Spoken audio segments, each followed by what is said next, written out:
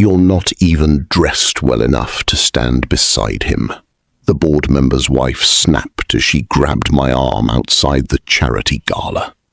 I stumbled back while 2 security guards looked at the CEO, waiting for his command.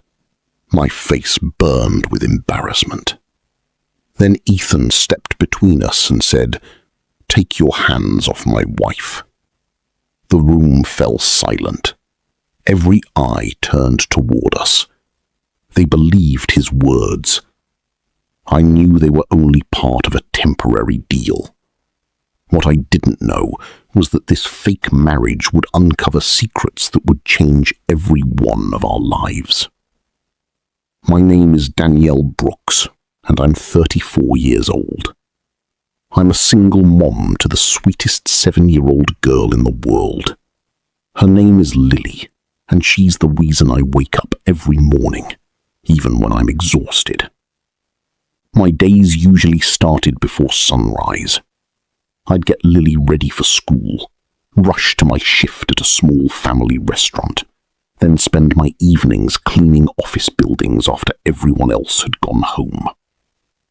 By the time I returned to our tiny apartment, my feet ached so badly that I sometimes sat on the floor before I could even take my shoes off.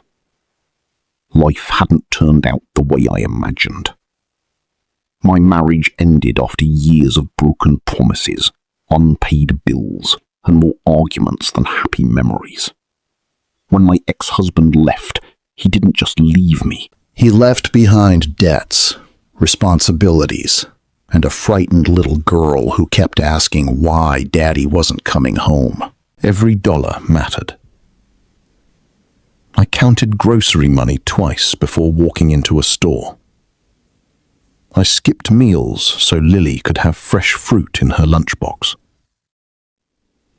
Whenever she asked if we could go somewhere fun, I'd smile and say, "Maybe next weekend, sweetheart." Even when I already knew next weekend wouldn't be any different. Still, I never wanted pity. I wasn't rich or glamorous, but I had something they didn't expect. I refused to quit. Every night after Lily went to sleep, I opened my old laptop and studied. While other people watched television, I took online business and finance courses. It was slow. It was difficult. But learning made me feel like my future wasn't completely out of my control. I believed one opportunity could change everything. I just never imagined it would come from a stranger wearing a $1,000 suit. If you've ever worked twice as hard just to stay afloat, then you already understand how I felt. Maybe you've been overlooked because your clothes weren't expensive, or because your life didn't look successful from the outside. If that's you, subscribe and become part of this community. Share your own story in the comments, because someone else might need to hear it. And if you're ready to find out how one impossible decision changed my life, click hype or leave a like before we keep going. The day everything changed started like any other. Lunch hour at the restaurant was always busy. Plates clattered against tables. Customers talked over one another. The smell of fresh bread, grilled chicken, and coffee filled the air. I hurried from table to table with my order pad, trying to keep everyone happy. Then I noticed a man sitting alone in a quiet booth near the window. He looked pale. At first I thought he was just tired. Then I saw his hand shaking.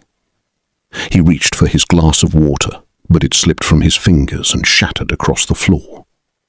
"I can't breathe," he whispered. Without thinking, I ran over. "Sir, look at me," I said calmly. His breathing became faster. "I think something's wrong." "No, you're okay. Breathe with me." I knelt beside him and spoke slowly. "In through your nose, out through your mouth." Customers stared. One employee whispered, "Should we call an ambulance?" "Yes," I answered, without looking away from him. For several minutes, I stayed beside the stranger until his breathing finally slowed. He looked embarrassed. "I'm sorry," he said quietly. "You don't need to apologize." A few minutes later, paramedics arrived. They checked him and explained that it had been a severe panic attack. Before leaving, the man turned toward me. "Thank you." I smiled. "I'm just glad you're okay." The following afternoon, an expensive black car stopped outside the restaurant. Everyone looked through the windows. A tall man stepped inside wearing a dark suit. I immediately recognized him. It was the same customer, except this time he wasn't alone. Several assistants followed him. My manager hurried over with a nervous smile. "Mr. Carter, welcome." Only then did I realize who he really was. Ethan Carter, CEO of one of the city's fastest-growing technology companies. He walked directly toward me. "I was hoping I'd find you." "You did." He held out an envelope. "I wanted to thank you properly. I don't need a reward. Please." I opened it. Inside was more money than I usually earned in several months. I quickly closed the envelope and handed it back. "I can't accept this." His eyebrows lifted. "Why not?" "Because helping someone shouldn't come with a price." He stared at me for a long moment. Most people would have taken the money. I didn't. Instead, I smiled and returned to work. As I walked away, I could feel him watching me. 3 days later, Ethan asked if we could meet after my shift. I almost said no. Single mothers don't usually have time for mysterious meetings with wealthy CEOs. But curiosity won. We met at a quiet coffee shop. He didn't waste time. "I need your help." I laughed softly. "I think you've got that backward." "No." He leaned forward. "I need someone I can trust." I frowned. "For what?" "My family." That wasn't the answer I expected. He explained everything. His parents had spent years trying to arrange relationships with wealthy women whose families could benefit the company. A major business merger was only weeks away, and they had increased the pressure. They won't stop. So? I need them to believe I'm already married. I nearly laughed. "You want me to pretend to be your wife? Only for a few weeks?" "No." "I'll pay you." "No." "It would only be temporary." "I have a daughter." "I know." That surprised me. "I had someone make sure you were trustworthy before asking." I stood up. "Then you already know why I can't do this." He nodded. "I also know you're behind on rent." I froze. "And Lily needs dental treatment." My heart dropped. "I wasn't spying to hurt you," he said quickly. "I wanted to make sure I wasn't involving someone dangerous." I stayed silent. He slid a contract across the table. "The payment will cover your debts, your daughter's treatment, and enough savings to give you breathing room." I stared at the numbers. For the first time in years, I imagined opening my mailbox without fearing another overdue notice. Still, I hesitated. "This stays professional," I said. "It will. No lies around my daughter. I promise." No fake romance unless absolutely necessary. I agree. After a long silence, I whispered, "Okay." 1 week later, I stood outside the Grand Hotel where Ethan's family was hosting their annual charity gala. The dress he arranged for me was beautiful, but I still felt like I didn't belong. The marble floors shined beneath crystal chandeliers. People wore designer clothes worth more than my yearly salary. Every conversation sounded polished. Every smile felt rehearsed. The whispers began almost immediately. Who is she? She doesn't look like one of us. Did Ethan lose a bet? I pretended not to hear them. Then an older woman approached us. Ethan quietly said, "That's my mother." She looked me up and down before forcing a smile. "So you were Danielle. Nice to meet you. We'll see." She walked away without another word. The rest of the evening only became worse. One relative laughed at the way I held my fork. Another asked which private school I attended. When I answered honestly, they exchanged amused looks. Finally, the board member's wife stepped in front of me near the ballroom entrance. She grabbed my arm tightly. "You're not even dressed well enough to stand beside him." Security looked toward Ethan. Everything around me went quiet. For one painful second, I wondered if this fake marriage had already destroyed my dignity. Then Ethan walked forward, looked directly at the guards, and said with complete confidence, "Take your hands off my wife." No one spoke, but I could already tell.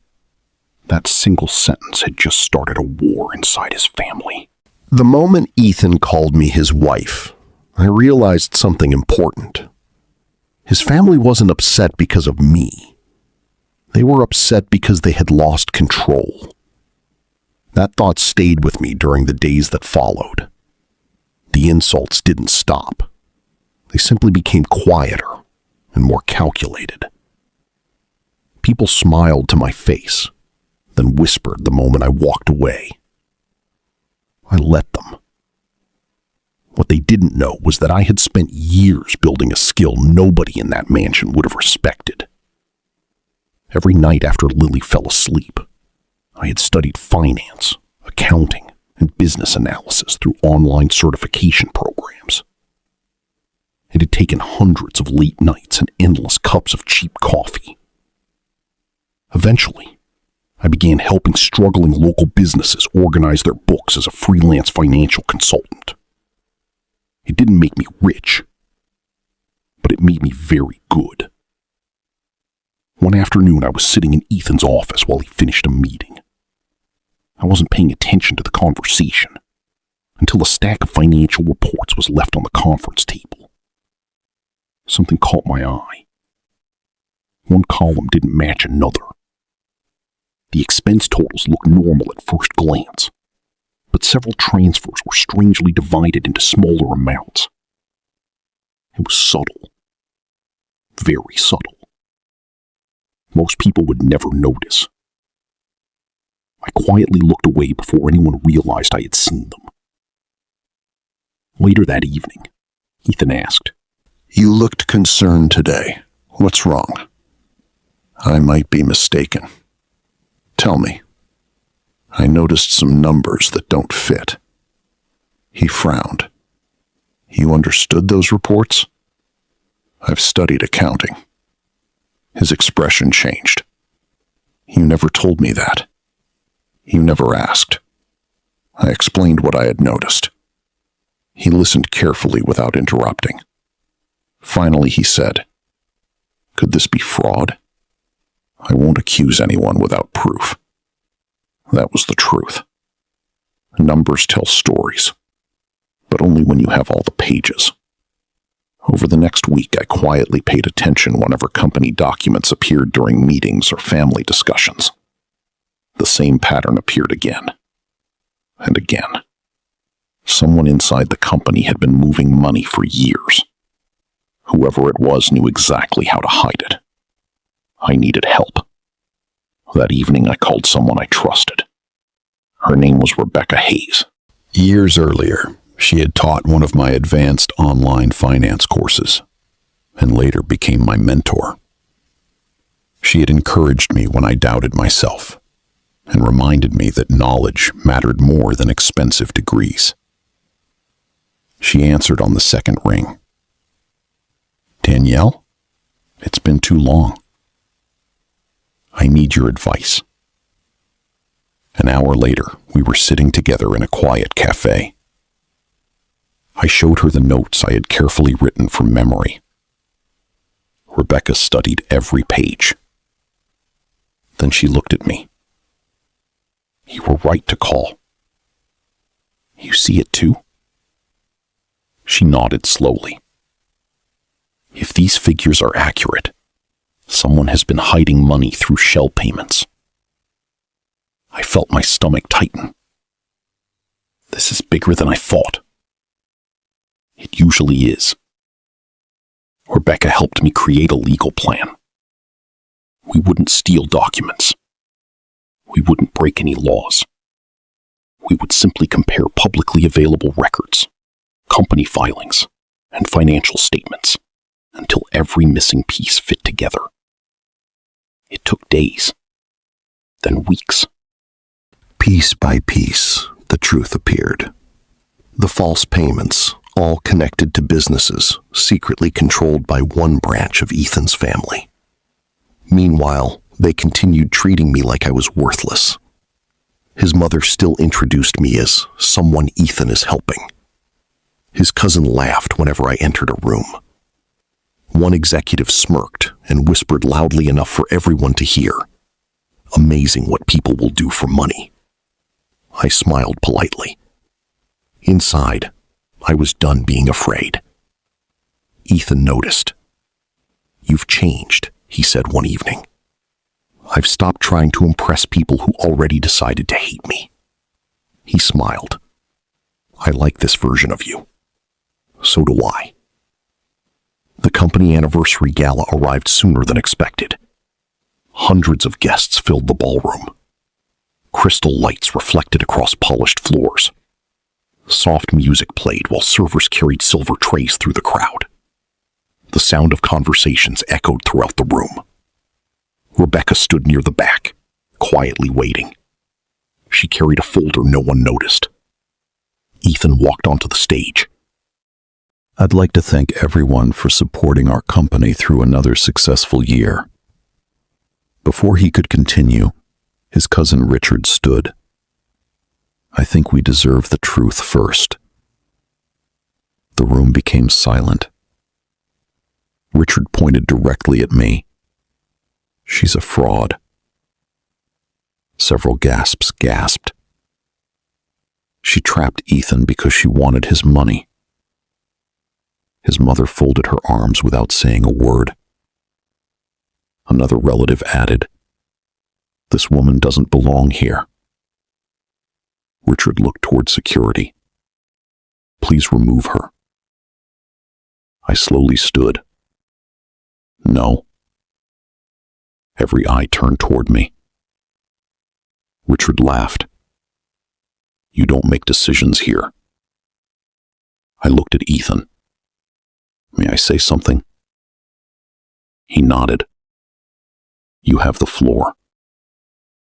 I walked calmly toward the large presentation screen. Rebecca handed me the folder. My hands were steady. For the first time since entering their world, I wasn't nervous. I was prepared. "I've listened to your opinions about me for weeks," I began. "You called me poor. You called me a liar. You called me a gold digger. I stayed silent because I was gathering facts." The ballroom became perfectly still. I connected Rebecca's laptop to the presentation system.